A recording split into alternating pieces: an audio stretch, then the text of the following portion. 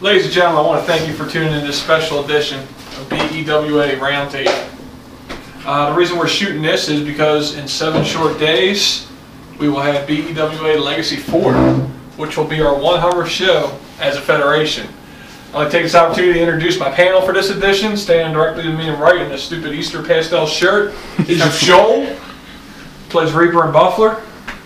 Next to him, Matt, Havoc Masterson, AI, Gene, Hangman. Yeah. And next to him, we have Dan, former BEWA wrestler. Now he's going on to bigger and better things.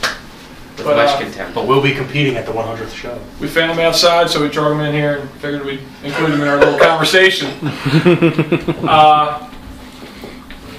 Gentlemen. So. We all met in 2008. Well, I met you a little earlier in 2008. Did you think we'd still be here in 2012 talking about this thing? Or doing it still? No.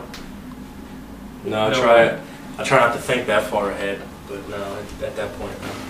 Yeah. I never really knew how long it was going to last, but that was because everything kept exploding around me. It was like, you're here! No! Now we're close. Hey, this new thing's opening.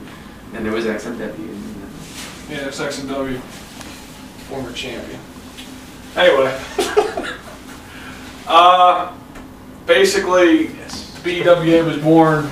I decided to open a fed after a few of us had some falling outs with MUW, and so there we were, February 1st, 2009, Super Bowl Sunday, up on a hill in Patterson Park. Didn't have the mats yet. They came in the next morning, so we wrestled in the fucking mud. Yeah. And well, these three guys. They did show up the very next day. Yeah. I remember getting a phone call. Hey, guess what? What's up? The mats are here. I'm like, oh, they're only a day late. Why not? That's all right. You know, tire tracks. We had to move the ring in Patterson Park because halfway through the show the thing was so muddy. You know, we had to move it down like 20 feet. I think it took me like 2 weeks to get rid of all the mud that I was covered in that day. It was muddy. Really bad. And these guys accounted for, I think, like 6 matches, being double booked apiece. He wrestled Dreamer and then the franchise later that night. And he wrestled Rocky Phoenix. Rocky Phoenix's Buffler and then Dreamer's Reaper in the tournament. And this guy wrestled Spider as Matt Masterson, and then in the main event, him and the Kid just went all over Patterson Park and had themselves a little war. Yeah, you're lucky that you weren't wearing gang colors. You might have been shot and massacred. It was worth it. That's all I need to say. Although as Masterson doing my little roll entrance, I didn't even start the match yet, and then my entrance, I had like a freaking tire track of mud going straight up my back. You know why? Because you were tired. Yeah, well. So, we got a lot of guys new to the roster. I don't know what the percentages of people who joined year 3 or after, but it's quite substantial in my opinion. You got a lot of younger guys coming up from DC, Baltimore, etc. What would you tell them if they asked you how the BEWA started and things they might need to know of shit that happened along the way? What? Anonymous life from the camera. No, I know plenty. I could tell. I have plenty of opinions, but I'm just a cameraman. It was started with a lot of hard work actually on the part of Chris. Chris really brought everybody together for that. But it was also, it's a lot of leadership from all the guys that were there. Guys like Joel that had been doing it for a while, Matt been doing it for a while, that kind of really helped set the tone and raise the bar for the rest of us that were just starting. And it was really a good example of, you know, things that us then that we wanted to do. And by the end of year 1, I feel like we had all raised the bar to a point, and it just keeps getting raised for all of you guys that are now roster members. But just always continue to push to get better. I mean, that was the one thing that year 1 was really big on, was a lot of guys stepping up. A lot in part because Chris was booking people to do things that they otherwise weren't given opportunities to do or never thought that they would find themselves in that position. So when you get the opportunity, don't just think that you have the opportunity so therefore it's there and that you got that spot. Make the most of it. Do everything you can to get better. Because otherwise that's all, it's just a moment and it's done. I don't know, you got anything to say on this? don't sell yourself short. Because the moment you do is the moment you or whoever you're working with gets hurt. And we've talked about this earlier. There's a lot of people on this roster, one in particular, who gets upset when somebody says they're not as good or they suck. You can't let shit like that bother you. I mean, if I was told I suck, big freaking deal. I'd still get in and work the match to the best of my ability. That's what you have to do, to the best that you can do. Not what that guy in the corner says you can do, or, you know, I mean, if Chris said I suck, I'd be like, okay, he would know he books, but whatever, I'm still going to do the best I can do. Fuck it, you know what I mean? That's what you got to do, period. There's not like I suck, I'm not going to do, no, fuck all that, man. That to me is just a waste of time. I've put people over that I didn't necessarily think they were the most gifted technical wrestlers, but they showed me consistency, perseverance, and dedication, and they won championships, you know? It comes around, just keep working hard. What's big words you said though?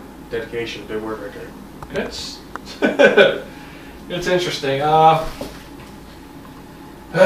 Year 1, year 2, year 3. Do you guys? What do you think are some of the best feuds that either you've been a part of or you enjoyed watching from the early days? I mean, I'd say a good one was Greg, Samuel Masters, and Jacob. That was always an entertaining feud. The two of them put on good matches, and they found themselves in a position where they knew each other and what they wanted to do so well that the matches were compelling and the story was compelling, and it became more about their performance and telling the story of their struggle than about any kind of outer conflict, which is the best thing that you could ask for in a feud anywhere, is that the story you're telling from the physical nature of it is just why people are interested and why they want to watch it. I thought that was a really good one. I was always very proud of my feud with Ronald, which was something that started back in MUW. Little known fact, I legitimately wanted to choke Ronald to death for about a year. But that's neither here nor there at this point. But I was always very happy with that feud. I was happy with the majority of the things that I did. I mean, Dreamer and I had a good little moment there. But yeah, I've always enjoyed working with Ronald. He's just he's got a good mind for where he sees things and where he wants things to go. Anybody else? I take credit for Dreamer's rise to fame. Wow. No, just kidding. That was probably my share over here. Fuck. I'm just kidding, man. I think in year 1 that was probably. I think that was the first real feud headed my way, right? Because you built it from day 1. I've tried to. Threw some curveballs along the way. Yeah, thanks. I do want to say though, until this day, I still watch Brawl for All 1. By the way, I wrestled him in my first title defense. I do want to say, to this day, that is one of my favorite matches. But you know, damn, there's been a lot that, you know, me personally, like last year, the whole Havoc Ray Black situation. I don't know how that just came together, but that was probably up there with me too, because the way the story was told, he got Sapphire involved, and the emotion, it was just well played in my opinion. And what helped me realize that was when I actually watched the videos, hearing crowd reaction and then Ronald Scott's reaction of all people. That was just amazing. I don't know, I've worked with a lot of people that I have respect for, and most of them, there's some of them I'm not sure if I've worked yet or not, but chances are always there, and I love to work with anybody. But, you know, personal favorites, like I said, probably one with Ray. I didn't get a real feud with him, but it was one of my favorite matches. Jacob, the Havoc and practice feuds were amazing. Watch Takeover. One Law start back in the day against Takeover. Yeah, but that was another good one. But I always enjoyed Bomber and the Murder. and then he ended up joining the murder. That was Holy some, shit. Holy shit. That a little shirt made and everything. Yeah, he that did. was, Your murder gloves. Look, the only one that's sitting here that knows my reaction is sitting right there. We go behind that wall and he goes, all right, franchise, Craven, here's the finish. He lifts his shirt and I'm like, oh my God, Chris has a murder shirt. What the fuck is this? I'm behind the murder. Jesus Christ. And he's like, Havoc, you're going to verdict franchise and you join me. I'm like, and I walked over to the grass slot and was like, did he say what the fuck I think he just said? So that was kind of cool. But you gotta understand the whole story with the murder thing. People ask me why I joined the murder, why I did all that. It was for him. And he didn't realize it at the time.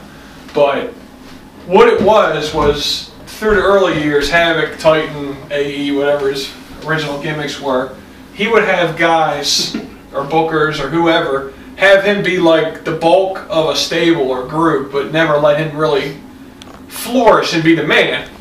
So I told him over the summer, sometimes I fuck with him and just give him little hints that he's got to play with until it actually happens. And I said, I'm about to run a storyline, and by the end of it, I'm going to prove to you I know who Roland Havoc's character truly is. He's like, all right, whatever. So we do the murder thing, and the next thing you know, he did all his world title stuff earlier in the year, but all of a sudden now he's a flunky in the murder, helping Bomber do heel shit. So he's probably thinking, wow, this again, fucking, all right, I guess it happens all the time. But then, when I wrestled HIV and Road to Madness for the World Heavyweight title, and Havoc wasn't even on the card, and then I added Havoc to the match in a triple threat to kind of have him make sure Bomber won the match. And then when I made the finish, Havoc turned on Bomber and won the world title. To me, that was me showing that Havoc was outsmarting everybody. He was outsmarting the murder, he was outsmarting Bomber, all that stuff. And I hope I delivered when I said I was trying to show people who Roland Havoc's character is, like an ultimate opportunist type thing. Him first, blah, blah, blah. Yeah, so that was a full story. To me personally, I appreciated that. I mean, I would have went with the Goon synopsis because it was a whatever, but, you know, that finish blew my mind. And you, obviously, as you said, you were there, and, you know, so I did appreciate that because it was like, damn, all right, so I actually get character time. All right, cool. So I actually did appreciate that because it gave me more opportunity to extend who my character is. So that was, you know, I did appreciate that. It was to launch you in that manner, and it was to launch Thomas, or franchise, towards the Ascension tournament and winning it. And one of the what ifs in my head, I have no regrets really booking. We'll get into that in a minute, but the way it was set up, maybe I should have had Havoc and franchise one-on-one at Fatal Finale to kind of cap the year, kind of the way it began, and full circle and all that. And I kind of wondered what if, but like I said, I don't have any regrets, you know, like Havoc at Fatal Finale, he was interested in working with HIV, and they were interested in starting a group and a stable, and by damnation, we got that ball rolling. So a good thing about having so many members in the Fed is there's many different combinations of ways that things can play out. But you know, originally it may have been different. Yeah. We're going to take a quick break and then we're going to ask me some questions.